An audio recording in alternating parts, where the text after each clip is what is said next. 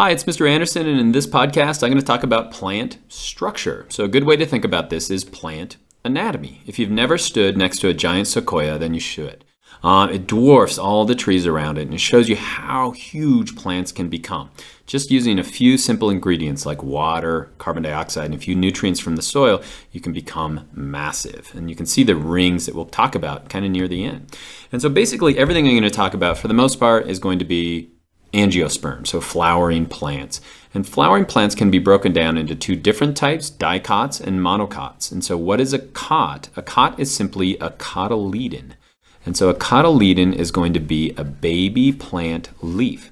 And so here we've got two different seed types. There's going to be a seed coat around the outside, a little endosperm in here, but you can see this baby plant. And in this dicot, you'll have two cotyledons, 1, 2. But in a monocot, you're only going to have one. Now, the quintessential dicot that I think of is dandelion, and monocot I think about is grass. And so if you've ever looked at a dandelion leaf, all the veins, which really are vascular materials, kind of like our circulatory system, moving water and sugar, are going to be net-like. They're going to branch out. But if we're talking about a monocot, they're going to be parallel. So if you've ever looked at the veins in a grass, a blade of grass, it's going to be all parallel. If you were to look at their flowers in a dicot, they're going to have 4 to 5 or multiples of 4 to 5 on their petals. So you can see 1, 2, 3, 4, 5. It's probably a dicot. Whereas if it's a monocot, they're going to be in multiples of 3. So you can see that this one has 6 petals, and so it's going to be a monocot. And then another way to differentiate between the two is going to be roots. A dandelion, if you've ever tried to pull one out, they have this really big taproot system. But in monocots, like grass, they're going to have a net-like root system. It's going to be what makes up sod, for example, in grass. And so those are the different types of angiosperms.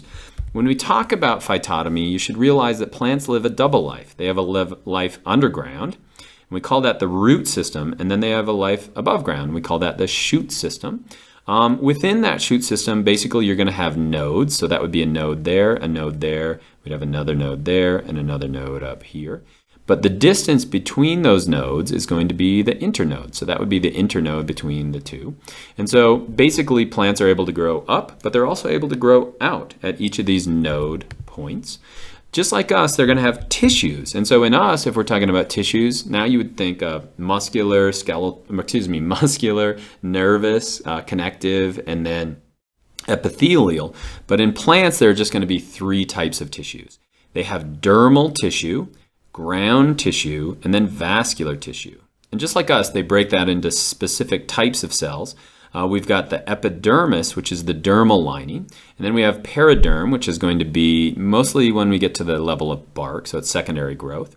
Function of that is to provide protection. So this is a cross-section of a leaf, so it's going to provide protection from the outside. Same thing right here, you can see this in a stem. We're going to have dermal tissues on the outside. And they also prevent water loss. So basically epidermis is the big type of dermal tissue. Ground tissue is going to be just run-of-the-mill cells. And so this is going to be broken into 3 types. And these words are really fun to say: parenchyma, collenchyma, and sclerenchyma. What do? Basically, they do the jobs of the plant. So they're going to be the site of photosynthesis, for example, in the leaf. But it's going to be metabolism, storage, growth. All of that's going to be in the ground tissue. And then finally, we have the vascular tissue. That's made up of 2 types, xylem and phloem. And they're going to move the water and the sugar. So we'll get more specific to each of these. So let's start with the dermal tissue. Dermal tissue, for the most part, is going to be epidermis. So right here, we're looking at a cross-section of a leaf. So this would be dermal tissue on the top and on the bottom. The guard cells also make up part of that. And the guard cells, you can see a zoomed-in version of it right here. Basically, what they do is they surround the stomata, or this opening. What does the stomata do? You can see it's the hole in the leaf. Basically, it allows water to evaporate out, and that water, as it evaporates out, is going to carry water all the way up in the plant. But they also bring in a really important gas. That's going to be CO2.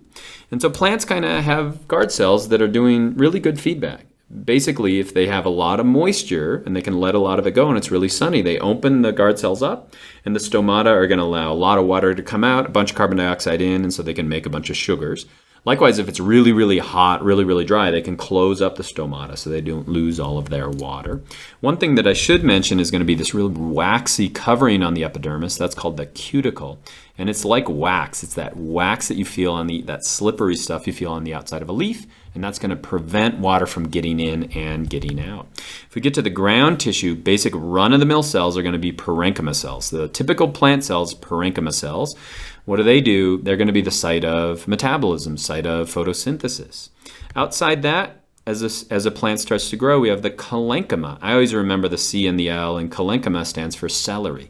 And so those are going to be these real durable cells on the outside of celery. They provide support as it starts to grow. And so you can see the dermis on the outside, collenchyma cells, and then these are going to be parenchyma cells right here. They provide support.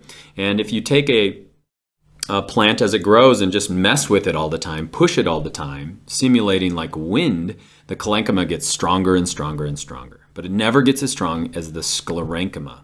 Sclerenchyma are going to be the really durable, wooded kind of portions of the plant as it starts to grow.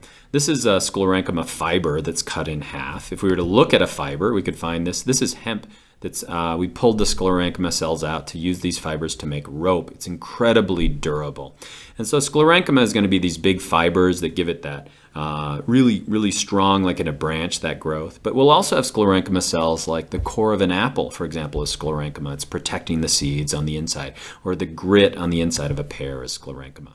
So that's the ground. Now we go to the vascular. Vascular is going to be made up of two types, the xylem and the phloem. So in this, we're cutting a stem apart. This would all be xylem in here, and then level 4 right here is going to be phloem.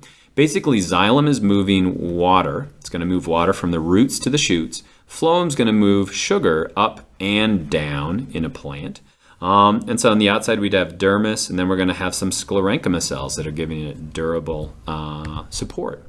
So now we're going to talk about growth and then finally finish up with flowers. But this is an old story. If you go and take a spike and hammer it into a tree, let's say we put it at about 3 feet right here, and you come back in 100 years, let's say, make it more realistic, 40 years, and the tree now, instead of being 16 feet tall, is 160 feet tall. How high is that spike going to be?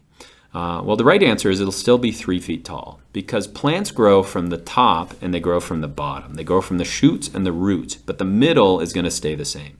Now the bark is going to start to grow up, and so that tree the spike might not be as far in, but just like humans, we first grow up, get much, much longer, and then I could tell you this, as you get older, you start to get wider and wider and wider.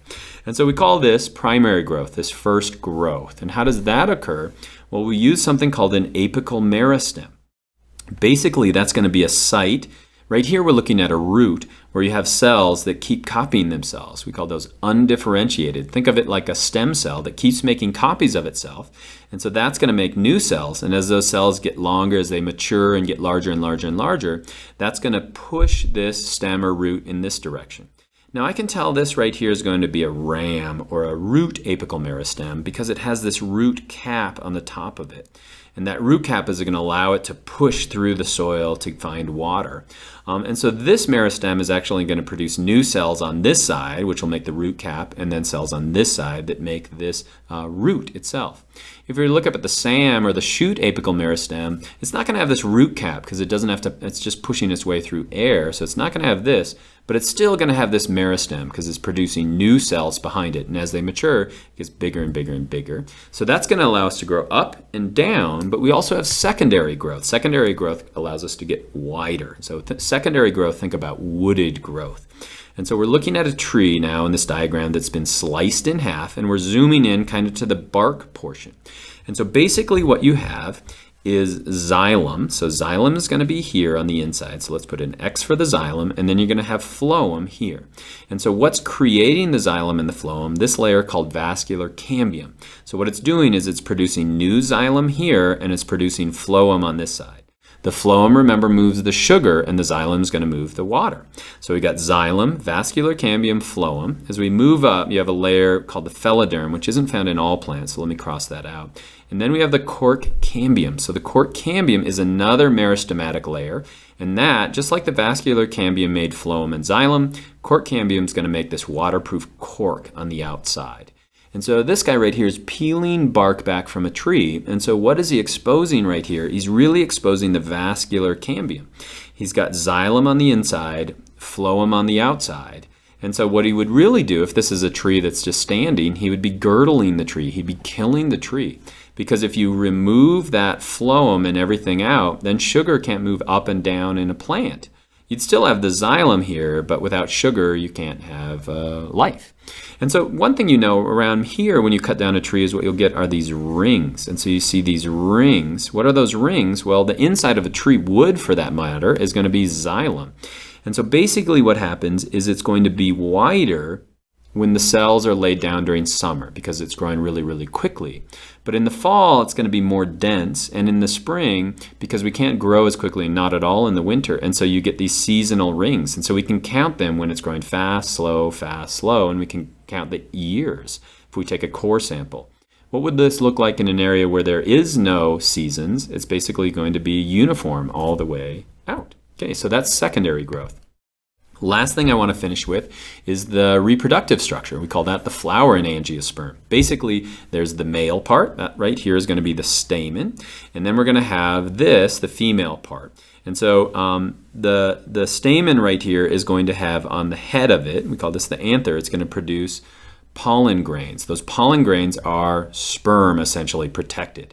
And so those pollen grains, if they float away or are carried by a bee away, is going to be the male reproductive structure. Female structure is going to be way down here inside the ovary in this structure called the ovule. And so the egg is going to be protected right down here. And then it's surrounded by an ovary, which will eventually ripen to form fruit. But the way reproduction works in flowers is different than us. It's just not sperm meets egg. What we have is called double fertilization, which is kind of crazy, but really, really cool. So let's say that the pollen lands right here. Basically what will happen is you'll get this pollen tube that'll grow all the way out, all the way down here, and it's going to grow into the ovule. Now within that pollen tube, we're going to have two sperm. And so we're going to zoom all the way down here to in the ovule. So basically the pollen tube is grown all the way down. And now we have these two sperm. So 1, 2 sperm. Those are going to be those blue haploid structures right here. We have the eggs, just like us. This is exactly the same. So we've got egg and sperm, but we also have these polar nuclei around the outside. So we have these two other nuclei. Each of those are haploid. And so basically, let's look ahead. With fertilization, one of the sperm fertilizes the egg. This is going to make the new plant or the embryo. And then we've got the other sperm fertilizing these two polar nuclei. And so this one is actually going to become triploid, and this one is going to become diploid. The diploid fertilized egg becomes the new plant. The triploid fertilized polar nuclei becomes something called the endosperm. The endosperm is triploid. Let's zoom ahead to the seed. What does that look like? Well, here's going to be that triploid endosperm. That's going to be food for the plant, and the plant is going to be the embryo right here. That's diploid. And so basically when you plant a seed, it's protected by the seed coat around the outside. This would be wheat seed. It's protected by that, but when it starts to germinate, that embryo is going to start to grow. It's going to start to become the plant, but this endosperm is going to provide the food for that growing plant as it starts to grow before it eventually starts to do photosynthesis, and then the whole cycle continues again. And so what have we talked about? Structure of plants. What's going to be in the next podcast? More the physiology. How does this all work? How do we move nutrients around in a plant? But for now, I hope that's helpful. All right. I hope that was instructional, and you can go back and rewind if you missed part of it. But if that was a little bit too slow paced for you, I have another gentleman that's going to do a very brief overview of most of that in a little bit more high energy fashion. I believe he is an escaped drama teacher that got somehow stuck in the science wing. So maybe this will help. All right, this is the plant anatomy video. Class, are you ready? Yeah! Here we go. Plant anatomy. Plant anatomy. Plant anatomy. Stems. Anatomy. Stems. Anatomy. Stems. Anatomy. Parenchyma, parenchyma, sclerenchyma. Anatomy. Parenchyma, parenchyma, sclerenchyma. Anatomy. Parenchyma, Anatomy. cross radial tangential. Anatomy. Cross radial tangential. Anatomy. Plant. Anatomy. Lignin, lignin, lignin, lignin, lignin, lignin, lignin, lignin, lignin, lignin, lignin, lignin, Plant. Anatomy. Pump that sugar. Pump that sugar. Plant anatomy. Stomatal apparatus. Stomatal apparatus. Stomatal Apparatus. Stomatal apparatus. CO2. CO2. CO2. CO2.